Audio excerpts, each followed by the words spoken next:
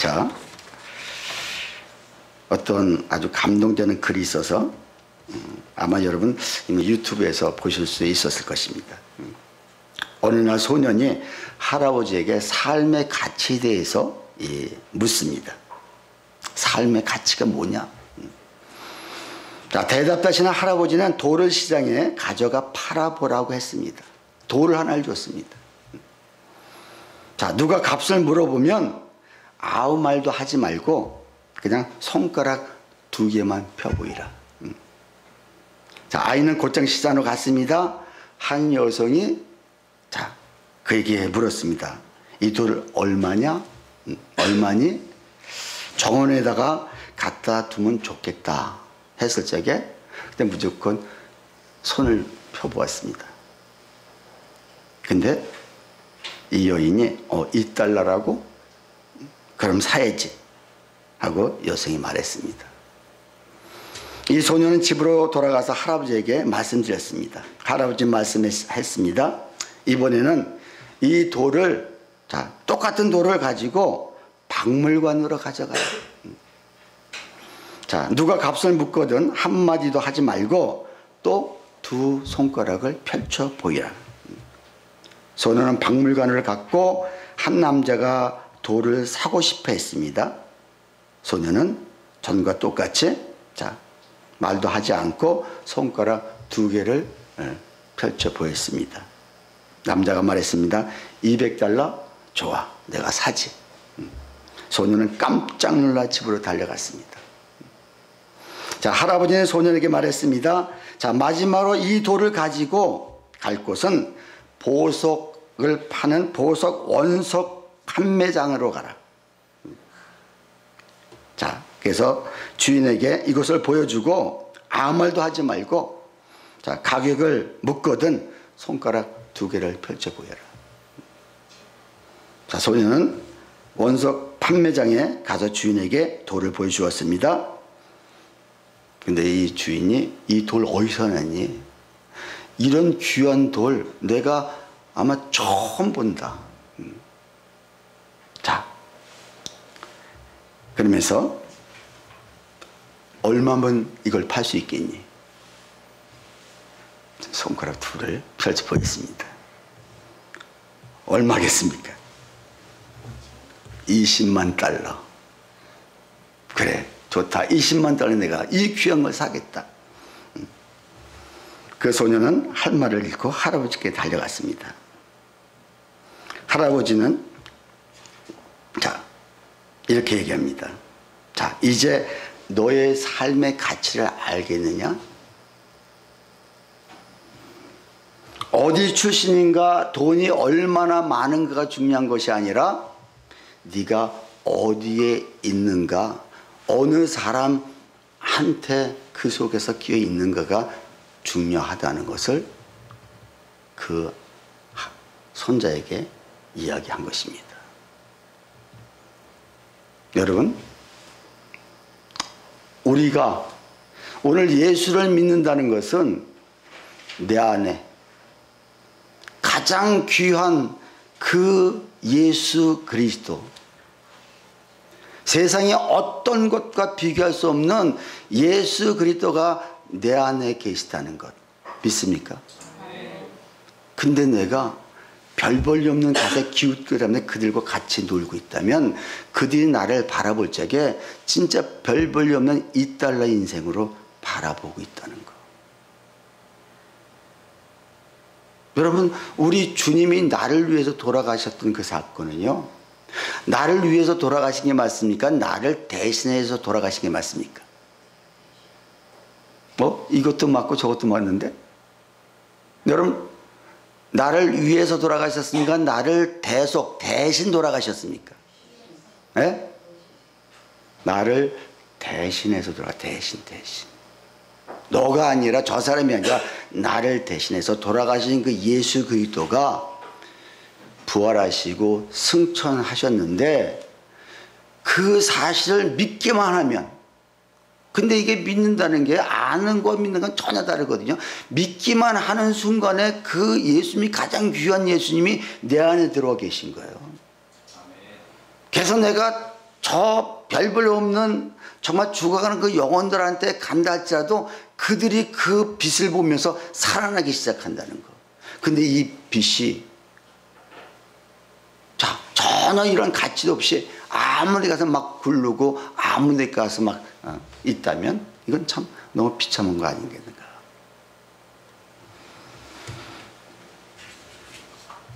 우리는 이 세상에서 가장 귀한 보석이신, 이 세상에는 없죠 사실은요, 그 예수 그리스도가 내 안에 들어오시기 때문에 우리는 포에마 가장 귀한 작품이 되었다는 거. 상품이 아니라, 상품은 막 찍어내지만 작품은, 걸작품 다 하나밖에 없다는 사실을 여러분 기억하십시오. 아멘. 히브리서 기자가 히브리인들한테 이야기하고 싶은 게 무엇입니까? 아니, 오늘 우리에게 말씀하시고자 싶은 것이 무엇입니까? 정말 지금 히브리인들은 예수 믿는 것 때문에 로마에 압제당하고 로마 치하에 가진 그 억압을 다 당하고 예수 믿는 것 때문에 목숨까지 저들이 해야 하는 그런 상황에 있습니다. 또 유대인들, 본토 유대인들, 그들도 히브리인이죠. 그들은 예수를 믿지 않는, 그들의 같이 있다가 예수님 쪽으로 넘어온 그 유대인 히브리인들이 저들의 핍박, 저들의 박해가 또 말도 안 해요. 너희가 우리를 배신하고 갔어. 모세 율법을 배신하고 너희가 지금 어떤 그 젊은 머리 풀고 다니는 청년들을 쫓아다녀? 그러니까 이들의 또 밖에도 이 말도 못한 거예요. 그러니까 이들은 너무너무 힘든데 와서 예수를 만나서 제대로 가는 사람들은 괜찮은데 아직 예수님을 제대로 만나지 못한, 이게 너무너무 힘든 거예요. 그러니까 자꾸 돌아가려고 할 수밖에 없죠.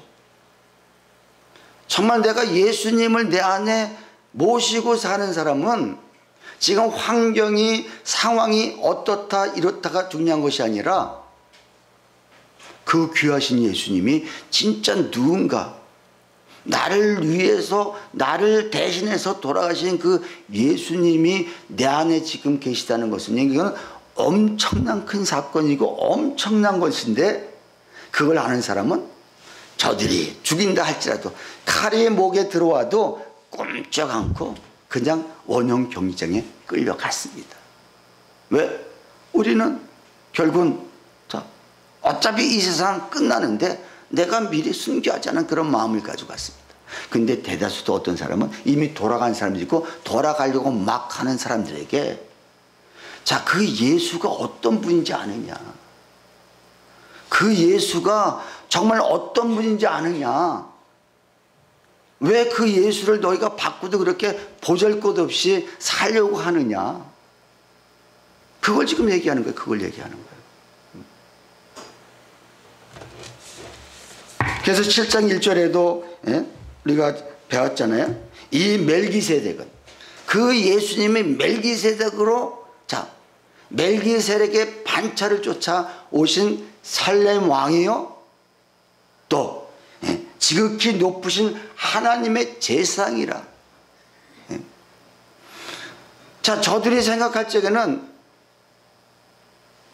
아니 어떻게 제사장이 아론 계열, 유대 레이지파에서 또 아론 계열에서 나야 진짜 제사장인데 어떻게 전혀 그거 상관없는 유다 지파에서 나올 수가 있느냐.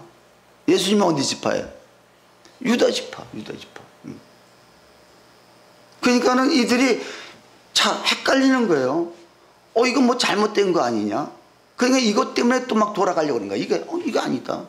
우리는 모세 율법에 의해서 모든 것을 받고 그분이 정해준 그대로 모든 제사장직을 다 감당하면서 그 속에서 우리가 제사를 드리고 하는데 이게 어떻게 이룰 수가 있느냐. 여러분 혼동 오지 않겠습니까? 율법에는 분명히 말씀하고 있거든요. 하나님 말씀은 네 지파에서. 근데 그래서 뭐라 그랬어요? 모세보다 더 위의 조상인 누구? 아브라함도 그 살레망이며 그 지극히 높으신 하나님의 제사장에게 11조를 드리지 않았느냐. 10분의 1. 자, 전리품의 10분의 1을 그에게 드리고 그가 복을 빌어 축복해 주지 않았느냐. 이걸 얘기하는 거예요. 너희가 그렇게 추정했던 모세보다 더 너희 모두는 다 아브라함의 허리에서 났고 아브라함의 후손인데 아브라함도 그에게 11조를 드렸고 그에게 자 축복을 자 받은 사람이다. 자, 그걸 지금 히브리서 기자는 우리한테 얘기하면서 그래서 정말 그분을 나의 왕 살렘 왕 그분을 믿으면 단시 우리에게 평강 평화의 왕이신 예수 그리스도가 들어오기만 하면 우리는 상황과 상관없이 우리의 마음에 평화가 오기 시작한다. 그리고 그분을 제사장으로 받아들이기만 하면은 자 우리는 모든 죄에서 사함을 받을 수가 있다. 새로운 삶을 살 수 있다.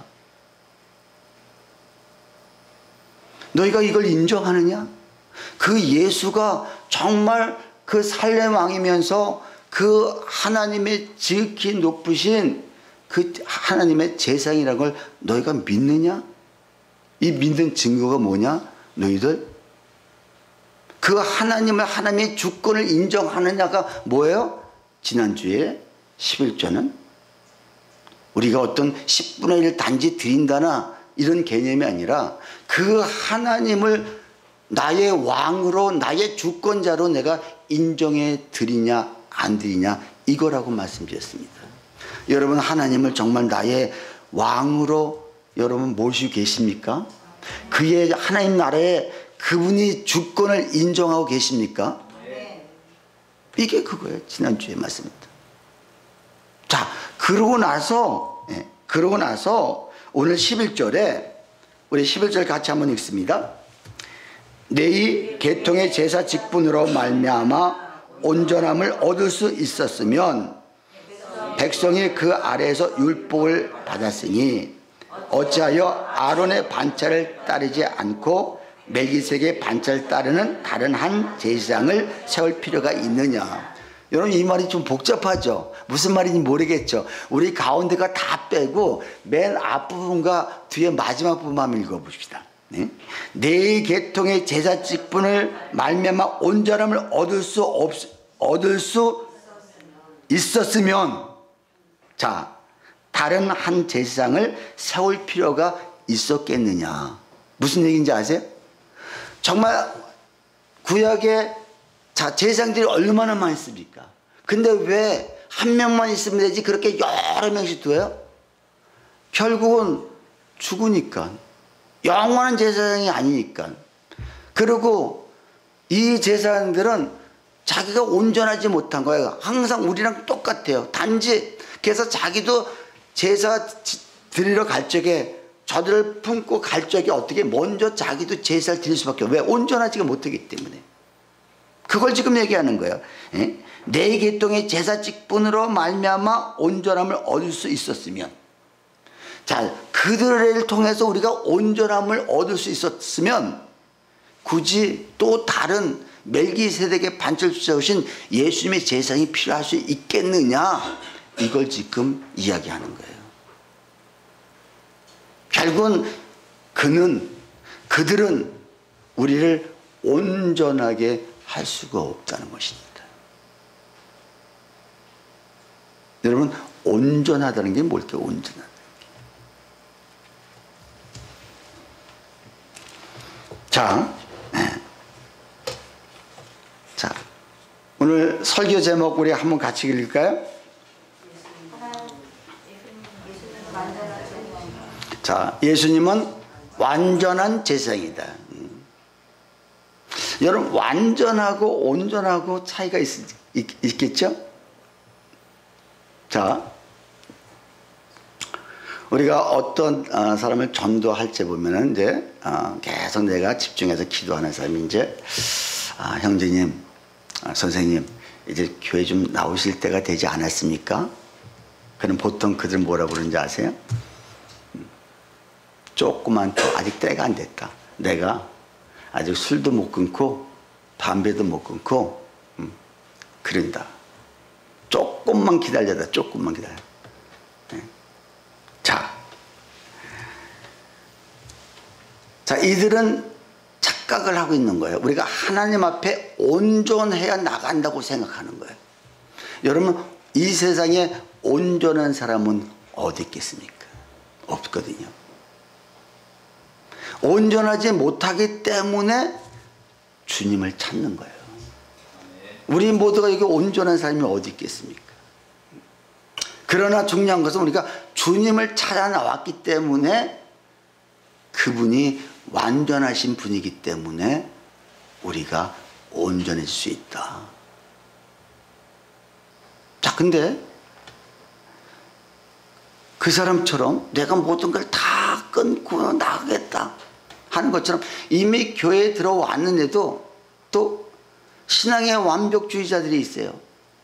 자기의 틀에 어떤 틀을 딱 갖춰놓고 신앙의 틀을 어떤 율법을 딱 채워놓고 다른 사람을 판단할 적에 자기 틀에 그 자기가 형성한 틀에 벗어나면은 그때부터 정죄하기 시작합니다. 정죄하기 시작. 너는 이래서 안 되고 저래서 안 되고. 그러면서 나중엔 화까지 내요. 화까지. 여러분, 절대 교회 안에서 화내지 마십시오. 화를 낸다는 건 뭐예요? 너는 잘못됐고 나는 옳다는 거예요, 여러분. 가정에서도 마찬가지예요. 왜 화가 나요? 나는 옳은데 너는 틀렸다는 거죠. 그렇잖아요? 맞습니까, 그게? 아니잖아요. 우리는 다 옳지 않습니다. 온전한 사람이 없습니다. 이게 결국은 최고의 교만이죠, 사실. 근데 초신자들이 이릅니까? 교회 오래 나온 사람들입니까? 초신자는 절대 그러지 않거든요. 화도 안 나요, 그들은요. 이제 교회에 오래 다니면 다닐수록 자기 틀, 어떤 율법을 자기 나름대로 딱 정해놓고 그 틀에 벗어놓으면 계속 손가락질. 아니죠. 우리는 온전해질 수 있는 방법은 우리 아담 하와가 처음 태어났을 적에 온전했을까요? 불온전했을까요? 자, 우리 하은이는 참 용감하고 씩씩해. 답이 틀리든 맞든 그냥 무조건 답하고 보는 거예요. 이런 아이들이 결국은 학교에서는 공부를 잘해요. 선생님 물어보면 무조건 모르면서 손 먼저 들어. 아니, 너 말고. 자, 맨 처음에는 하나님의 형상과 하나님의 모양대로 모든 성품과 모든 걸 그대로 줬기 때문에 어떻게 해요? 온전했죠. 그렇죠. 처음에는 온전했죠. 근데 이들이 교만이 들어간 거예요. 교만이. 사탄이 와서, 뱀이 와서, 야, 저거 너 따먹으면은 너 눈이 밝아지고 하나님처럼 될 수 있어. 그러니까 가만히 생각해보니까, 그래서 하나님이 이 선악과를 따먹지 말라고 그랬구나. 우리가 하나님처럼 될까봐. 이렇게 딱 따먹는 순간 우리는 그냥 에덴 동네에 쫓겨나 버린 거예요. 그때부터 이제 불온전한 사람이 된 거예요. 그래서 어쩔 수 없이 주님이 오실 수밖에 없었다는 거예요. 왜? 당신 형상 모양으로 창조된 자가 가서 저렇게 사탄에 의해서, 마귀에 의해서 지배당하고 쫓기고 고통당하고 있는 모습을 도저히 아버지가 볼 수 없는 거예요.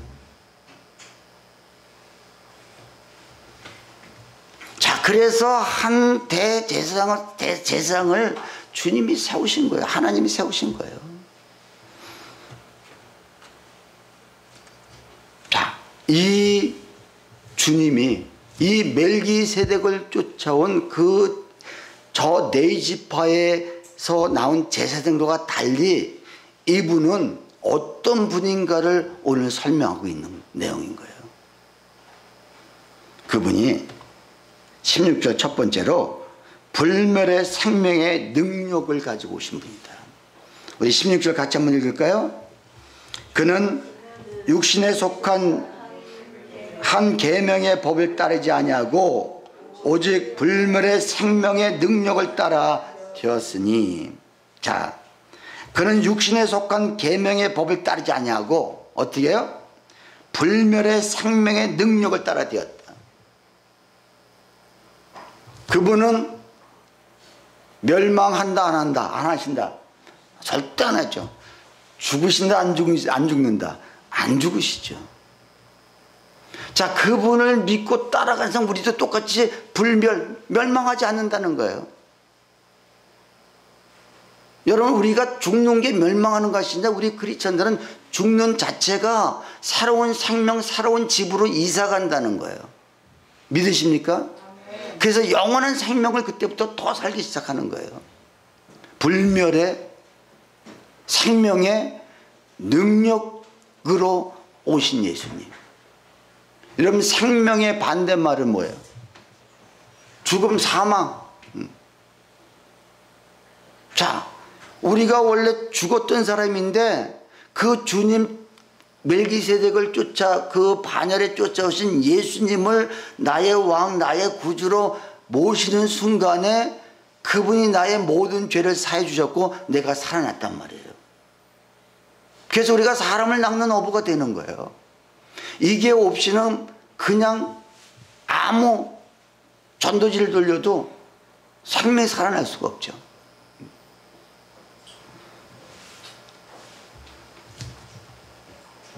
자, 근데 사망은 어떻게? 불완전한 것입니다. 생명이 없다는 것 자체가 이거 불완전한 것이죠. 여러분, 지금 내 속에 그 예수님의 생명이 있습니까? 하나님의 그 생명이 있으십니까? 우리 아멘 크게 한번 해보십시다. 아멘. 이거 있는 자와 없는 자의 차이는요, 하늘과 땅 차이, 엄청난 차이인 거예요.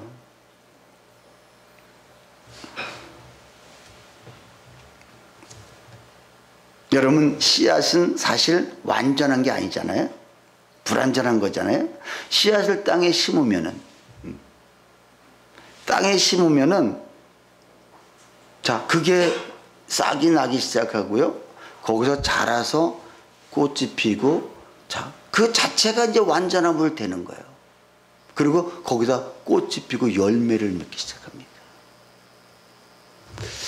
저는 작년에 선릉을 이렇게 돌다가 몇 가지 씨를 좀 제가 이렇게 훑어가지고 잘 말려서 보관했다가 올 봄에 심었습니다. 그래서 심고 울타리 이렇게 쳐놨는데 뭐가 올라왔어요. 근데 이게 완전 다른 완전 잡풀이 올라온 거예요. 난 그걸 열심히 키웠는데 보니까 잡풀인 거예요. 그래서 내가 버리지 않고 혹시나 모를까 하고 옆으로 다 해놓고 거기다 이제 고추를 심었는데, 집사람하고 이상하다. 왜 우리가 뭐 이름이 뭐예요? 예? 맨문동이라는 씨앗을 심었는데 엉뚱한 잡풀이 난 게 나는 이상하다는 거죠. 씨가 잘못된 겁니까? 내가 잘못 심은 겁니까? 씨가 잘못될 수도 있겠죠. 근데 잘못 심은 거겠죠. 우리가 자칫 예수 믿는다는 게 이렇게 믿을 수 있겠다. 야, 내가 제대로 예수의 씨를 갖다 심었는데 나중에 우리가 죽었을 적에 봤을 때 이게 엉뚱한 열매, 엉뚱한 이 꽃이 피겠구나. 그러면 그때 가서 후회해본들 여러분 무슨 소용이 있겠습니까? 그때는 이미 끝난 거예요. 진짜 확인하고 정확한. 그래서 농사 짓는 사람들이 종묘라는 곳에 씨를 사다가 심었는데 그게 다른 게 나거나 잘못되면 가서 손해배상을 합니다. 왜? 이 당신의 분명히 이 씨를 팔았는데 왜 이것이 났느냐? 이렇게 할 수는 있죠. 우리는 그때 이미 가면은 그렇게 할 방법도 없는 거예요. 여러분 진짜 하나님의 생명이신 예수 그리스도의 그 씨가, 그 DNA가, 하나님의 DNA가 내 안에 들어와 있는 거 맞습니까? 아니면 사탄 마귀들의 그 씨가 혹시 나도 모르는 사이에 씨를 뿌리고 가지는 않았는가? 그럼 여러분 뭘로 확인할 수 있어요? 내가 지금 열매가 어떤 열매, 어떤 꽃을 피우는가를 여러분 봐야 되겠죠. 여전히 내가 화를 내고, 여전히 내를 분노하며, 여전히 남을 시기하고 질투하고 정죄하고, 나는 그것이 오히려 최고의 신앙생활이라고 생각하면서 혹시 그걸 가지고 우리 영혼들을 죽이고 있지 않나 한번 되돌아봐야 됩니다. 그분은 불멸의 생명의 능력으로 오신 분이라는 것. 그분이 들어오면은 생명은 살아날 수밖에 없다. 아멘. 누구의 생명이? 하나님의 DNA, 하나님의 생명으로 우리는 꽃피울 수밖에 없다. 자, 그리고 두 번째, 그분이 어떤 분이라는 걸 또 얘기하고 있는데, 자 20절 한번 보시죠. 20절. 자, 우리 20절 우리 같이 한번 읽습니다. 맹세 없이 된 것이 아니니, 다음에 21절 22절, 그들은 맹세 없이 제사장이 되었으되 오직 예수는 자기에게 말씀하신 이로 말미암아 맹세로 되신 것이라. 주께서 맹세하시고 뉘우치지 아니하시리니 내가 영원히 제사장이라 하셨도다. 자, 첫 번째는 불멸의 능력의 생명의 능력으로 오셨고요. 그분이 바로 생명을 가지고 오신 분. 두 번째는 하나님의 맹세로 그분을 이 땅에 보내셨다. 맹세. 여러분 하나님의 맹세를 하실 수 있다? 우리 전에 한번 얼마 전에 배운 것 같은데, 맹세는 아랫사람이 높은 사람한테 맹세하는 것입니다. 근데 하나님이 지금 그 아들을 보내시면서 맹세를 하셨다는 거예요. 그러면 누구한테 맹세하셨을 것 같아요? 자신에게 내가 맹세를 한다. 근데 하나님 왜 굳이 맹세를 하셨을까? 하나님은 한 번 시작하신 것은 반드시 끝을 보시는 분이고, 한 번 약속하신, 한 번 언약하신 것은 반드시 그 끝을 보시는 하나님인데 어떻게 맹세까지 하셨을까? 자, 여러분, 하나님이 아브라함을 찾아오셔서 창세기 15장에 보면은 그가 아들이 없어서 투덜댈 적에 하늘을 보여주시면서 내가 저처럼 너희 후손을, 자손을 저렇게 별들처럼 많게 해주겠다. 그러면서 그와 언약을 맺습니다. 헷불 언약. 헷불 언약 15장 여러분 읽어보셔야 아시잖아요. 여러분 그 의문하시죠. 이게 도대체 뭔 얘기인가? 자, 어떤 재물을 가져왔습니다. 죽여서 재물을 가져왔습니다. 그걸 가운데로 딱 잘랍니다. 그리고 햇불이 그 사이로 지나갑니다. 이게 뭐예요? 당시 고대시대에 약속, 언약을 할 적에는 서로 쌍방간의 언약이 되어야 돼요. 그래서 재물을 다 하나님 앞에 제사 재물을 갖다 놓고 그걸 가운데 딱 잘라서 자 벌려놓고 둘이 같이 지나가는 거예요. 그래서 만약에 너가 둘 중에 한 사람이 만약에 이 약속을, 언약을 어기면 어떻게 된다? 이 재물처럼 너희가 죽을 것이다. 근데 그때 하나님과 아브라함이 그런 언약을 합니다. 하나님께서 어떻게? 근데 아브라함이 그걸 지킬 걸 믿고 했겠습니까? 안 믿고 했겠습니까? 하나님 다 아시죠. 그래서 재물을 벌려놓고, 자, 둘이 똑같이 지나가면은 아브라함이 죽어야 돼. 아브라함이 죽어야 돼. 그래서 아브라함을 솔개를 미리 보내줘가지고 하루 종일 밤새도록 그걸 쫓다가, 재물을 와서 먹을까봐 쫓다가 힘들게 피곤하게 해서 그냥 재워버려. 그리고 당신 혼자 지나가시다. 근데 우리 하나님은 왜 안 하셔도 되는데, 그러면서 너의 후손, 아브라함의 마지막 후손, 그 후손이 누구예요? 예수 그리스도.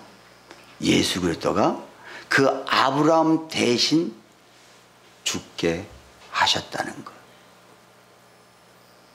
그 예수님이, 우리도 여전히 하나님하고 수도 없이 약속하고 언약을 하지만 우리도 수도 없이 어깁니다. 그래서 지금 여기서 맹세를 하셨다는 것은 뭐냐? 자, 내가 반드시 너희를 위해서 나의 아들을 피로. 그래서 여기 뭐라고 했어요? 22절에 이와 같이 예수는 더 좋은 언약의 보증이 되셨느니라. 맹세를 하시고 보증을, 누굴 보증을? 예수님 보증인데, 그 예수님 이 보증의 사건, 맹세하시고 보증이 된 사건이 바로 십자가 사건. 십자가, 나를 위해서, 나를 대신해서 주님이 그렇게 하셨다는 거 이해가십니까? 그냥 맹목 없이, 그냥 목적 없이 그냥 맹세를 하신 것이 아니라 당신의 아들을 걸고 얘가 보증이다, 얘가 보증한다. 그래서 결국 그 일을 이루신 거예요. 엄청난 거죠, 사실은요. 어떻게 당신의 아들을 그렇게 할 수가 있겠습니까?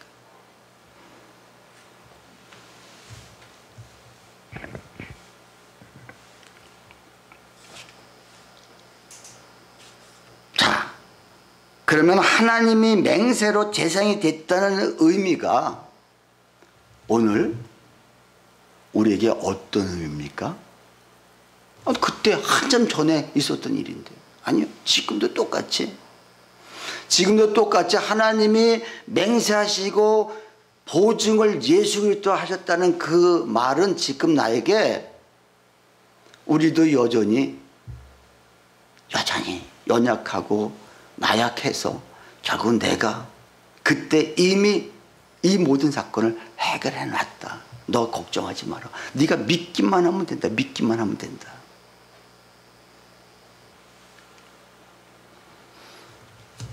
그래서 그분이 어떤 분이다? 그분은, 자, 우리에게 하나님이 그 아들을 맹세를 하셨고, 그래서 맹세하고 이 땅에 오신 분이다.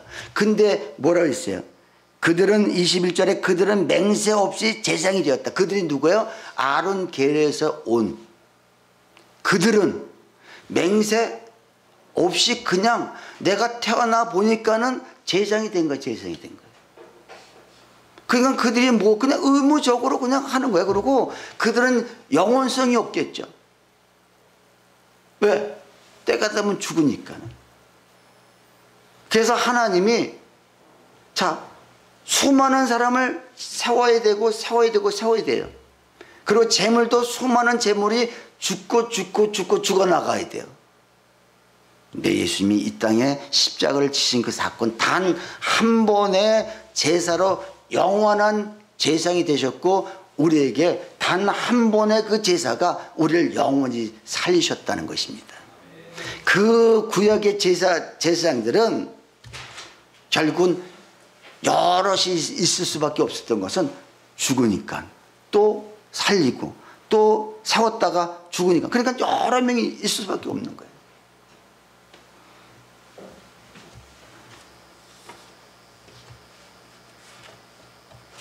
자, 그리고 세 번째는 뭐냐? 바로 23절 4절 같이 한번 읽습니다. 제사장이 된 그들의 수요가 많은 것은 죽음으로 말미암아 항상 잊지 못함이로되 예수는 영원히 계심으로 그 제사장 직분을 갈리지 아니하느니라. 결국은 영원히 계시다. 영속성을 얘기합니다. 영속성. 영원히 그분이 계시다. 영원히 계시다는 그 의미는 뭘까요? 결국 내가 너를 한번 믿은 것은, 내가 너를 선택했다는 것은 결국은 내가 너를 끝까지 책임져 주시겠다는 거예요. 이 땅에서뿐만 아니라 우리가 저 세상 가서까지도. 그게 영원한 삶인 거예요. 영원한 계심으로 그 제사장 직분도 갈리지 아니하니다. 끝까지 우리를 책임지시겠다. 알파와 오메가. 한 번 시작한 것은 하나님이 끝을 보시는데 우리를 끝까지 이 세상뿐만 아니라 끝까지 책임지시겠다는 거예요. 아멘이십니까? 지금 내가 좀 힘들 수 있습니다. 지금 내가 실수도 할 수 있습니다. 그러나 중요한 것은 내가 그분이 나의 영원한 제사장이며 그분이 나의 불멸의 생명의 능력으로 오실 뿐만 아니라 그분이 나를 위해서 맹세까지 하고 이 땅에 다른 제사장처럼 오시지 않고 맹세까지 하면서 그 예수가 보증이 되어 주셨다는 것. 여러분, 이 예수님이 내 안에 계시다는 것은요, 그래서 이 예수님의 이 큰 가치를 가지고 사는 사람들은 어디 가든지 그 빛이 나올 수밖에 없죠. 그래서 모든 사람을 보면서 와, 저 사람은 대단한 사람이다. 근데 우리가 어찌 함부로 행동할 수 있겠습니까? 계시록에서 흰옷 입은 무리들, 세마포 입은 사람들, 그들이 뭐예요? 그들의 그 귀한 예수 그리스도를 내 속에 품고 그들의 옳은 행실이라 이렇게 얘기합니다. 여러분, 그냥 세마포 그냥 흰옷 빨아서 입는다고 내가 거룩해지는 것이 아니라 그 예수 그리스도의 옷을 입고 내가 행동하는 그 행동의 삶이 전하고 다르게 전에 했던 것을 다 버리고 지금 살아가고 있는 사람들. 아멘. 우리 25절 같이 한번 읽습니다. 그러므로 힘입어 하나님께 나아가는 자들은 온전히 구원할 수 있으니 이는 그가 항상 살아계셔서 그들을 위하여 간구하심이라. 자, 자기를 힘입어 하나님께 나아가는 자들. 자, 예수님을 힘입어서 하나님께 나아가는 자들이 어떻게 된다? 온전한 구원을 할 수 있다. 온전한 구원을 이룰 수 있다. 온전한 구원. 온전한 구원이 있듯이 가짜 구원도 있다는 거예요. 여러분, 우리가 이거 깊게 생각해야 돼요. 내가 혹시 가짜가 아닌가. 자, 그러면 여기서 온전하다. 자, 우리 탕자의 비유, 탕자 잘 알죠? 탕자가 아버지에게 재산을 달라고 해서 갔습니까? 유산을 달라고 그러고 갔습니까? 재산? 유산. 유산은 뭐예요? 유산과 재산은 있는 재산이지만 유산은 아버지가 돌아가시면서 우리에게 주시는 건데 그 아버지가 아직 돌아가시지도 않았는데 그걸 달래는 거예요. 근데 웬만한 아버지 같으면 안 줄 텐데 이 아버지는 줬네. 그리고 그걸 가지고 갔습니다. 그리고 그냥 대한민국에서 있는 것이 아니라 예를 들어서 경기도에서 그냥 서울로 올라온 것이 아니라 아주 이 나라가 싫어서 그냥 다른 나라로 가버린 거예요. 가서 자, 오늘 내일 허랑방탕에 살다 보니까는 완전 돈이 다 떨어졌습니다. 그러니까는 뭘 먹고 있었어요? 돼지가 먹는 쥐염 열매. 그때 아버지께서 돌아갈 생각을 했을까요? 아니요. 근데 언제? 죽게 되었더라, 죽게 되었다고 할 적에 그때 어떤 생각이 들었느냐? 우리 아버지 집에는 종들도 이거보다 더 난데. 그 아버지 생각이 나는 거예요. 근데 그때 툭툭 들고 가는데 이게 발걸음이 떨어지지 않는 거야. 내가 무슨 낯으로. 그러면서 그가 아버지 이제 아들로서가 아니라 내가 종으로 가야겠다. 종으로 가야겠다. 근데 이것을 저 상고가 먼데 아버지가 어느새 보고 맨발로 뛰어오는 거예요. 그러면 뭘 뜻해요? 아버지가 아들 나가고 계속 기다리고 있었다는 것이죠. 근데 왜 이렇게 급하게 뛰어가지 않으면 안 되느냐? 왜냐하면 아버지의 미리 유선을 가지고 이 땅이 싫어서 밖으로 나간 자가 다시 돌아올 적에는 사람들이 돌을 들어서 그를 쳐도 무방합니다. 그런데 이 아버지는 그 아들이 보는 순간에 그 멀리서 아들이라는 걸 딱 하고 그냥 가서 품은 거예요. 왜? 혹시 누가 돌이 날아오면은 그 아들을 보호하고 싶은 거예요.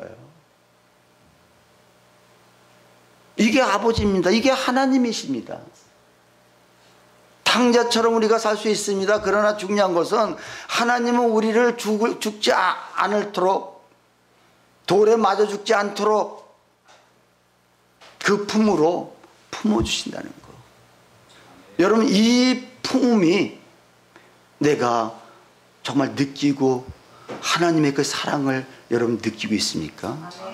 돌에 맞아 죽을 수밖에 없는 그 영혼을 혹시라도 누가 돌을 던질까 봐 나가서 그냥 품어주는 거예요. 이게 아버지의 사랑입니다. 지금도 주님은 우리를 올 때까지 기다리고, 돌아올 때까지. 여러분, 내가 돌아와서 그 아버지의 사랑을 느낀 자가 세상을 향하여 나갔을 적에 저들이 그걸 보면서 우리를 따라오지, 내가 여전히 탕자인데, 내가 여전히 하나님의 아들의, 하나님에서 멀리 떨어진 자인데 과연 저들이 날 보고 따라올 수 있겠느냐. 주님이 이 땅에 오셔서 십자가에 달려 돌아가신 그 사건은 우리를 온전케 해줄 뿐만 아니라 결국 뭐예요? 네가 온전해서 사람 낚는 어부가 되라. 결국 이거 아닌가? 땅까지 이뤄 내 증인이 되리라. 너희가 성령이 임하시면 권능을 받고 예루살렘과 온 유대와 사마리아와 땅까지 이뤄 내 증인이 되리라. 아멘. 우리의 최고의 제 마지막의 결국의 목적은 결국은 사람 낚는 어부, 결국은 땅까지 이뤄 내 증인이 되는 게 우리의, 그래서 하나님이 우리를 불멸의 생명의 능력으로 오셨고 우리가 그분을 믿으면 우리가 영원히 살 수 있는 존재뿐만 아니라 내 아이 속에 생명의 능력이 우리도 받아서 우리가 그 힘을 가지고 저들을 살릴 수가 있다는 거예요. 그래서 오늘 설교 제목이 뭡니까? 예수님은 완전하시다. 완전한 제사장이다. 저들은, 구약의 제사장들은 불완전했지만 우리는 그 완전하신 예수님이 우리를 온전케 해서 결국은 세상을 향해 나갈 수밖에 없도록, 그래서 우리에게 축복을 주시는 거예요. 그렇기 때문에 우리가 그 일을 감당하라고 물질도 명예도 모든 걸 다 주신다는 것, 이런 마음을 있는 자가 결국 하나님의 축복받지 않겠습니까? 여러분, 우리가 예수 믿는 게 왜 예수 믿습니까? 저주받자고? 아니잖아요. 축복받자고 예수 믿는 거 아니겠습니까? 근데 자꾸 우리는 축복이 물질에 국한시켜서 물질이 있어야 축복이라는, 아니요. 예수 그리스도가 내 안에 계시면 이것이 최고의 축복이다. 그때부터 하나님이 쓰시기 시작하면은 우린 걷잡을 수 없다. 나는 반드시 이런 저와 여러분 되시길 주님이 축원합니다. 아멘이십니까? 자, 우리 이 시간에 오늘 주신 말씀을 기억하면서 나는 과연 얼마나 주님의 뜻대로 살고 있는지, 정말 주님의 그 목적함에 내가 그 하나님의 말씀에 의지하고 살아가고 있는지, 하나님 그렇게 살지 못함을 용서해 주시고 이제 내가 사람 낚는 어부, 정말 나 같은 죄인을 살리신 그 예수님의 그 놀라우신 은혜가 얼마나 감사한지 그 마음을 가지고 우리 이 시간에 내 주변을 한번 돌아보십시오. 내 주변에 죽어가는 수많은 영혼들이 얼마나 많은지,